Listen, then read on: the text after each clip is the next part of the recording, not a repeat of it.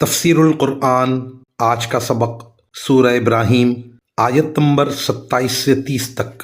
اعوذ باللہ من الشیطان الرجیم، بسم اللہ الرحمن الرحیم۔ یثبت اللہ الذین آمنوا بالقول الثابت فی الحیاة الدنیا وفی الآخرہ وَيُضِلُّ اللَّهُ الظَّالِمِينَ وَيَفْعَلُ اللَّهُ مَا يَشَاءُ۔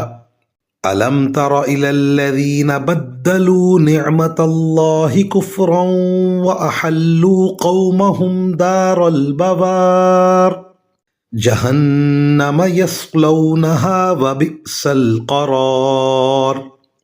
وَجَعَلُوا لِلَّهِ أَنْدَادًا لِيُضِلُّوا عَنْ سَبِيلِهِ قُلْ تَمَتَّعُوا فَإِنَّ مَصِيرَكُمْ إِلَى النَّارِ۔ ترجمہ: جو لوگ ایمان لائے ہیں اللہ ان کو اس مضبوط بات پر دنیا کی زندگی میں بھی جماؤ عطا کرتا ہے اور آخرت میں بھی، اور ظالم لوگوں کو اللہ بھٹکا دیتا ہے، اور اللہ اپنی حکمت کے مطابق جو چاہتا ہے کرتا ہے۔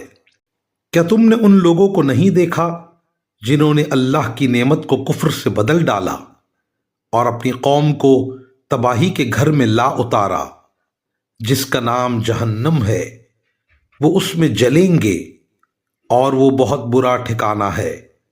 اور انہوں نے اللہ کے ساتھ اس کی خدائی میں کچھ شریک بنا لیے تاکہ لوگوں کو اس کے راستے سے گمراہ کریں۔ ان سے کہو کہ تھوڑے سے مزے اڑا لو، کیونکہ آخر کار تمہیں جانا دوزخ ہی کی طرف ہے۔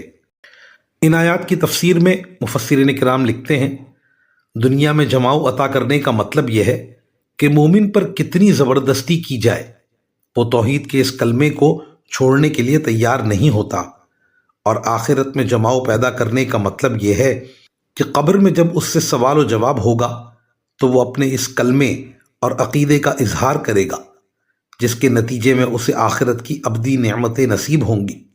مزید ان آیات میں مکہ مکرمہ کے کافر سرداروں کی طرف اشارہ ہے جنہیں اللہ تعالیٰ نے طرح طرح کی نعمتوں سے نوازا تھا، لیکن انہوں نے ان نعمتوں کی ناشکری کی جس کے نتیجے میں خود بھی تباہی مول لی اور اپنی قوم کو بھی تباہی کے راستے پر لے گئے۔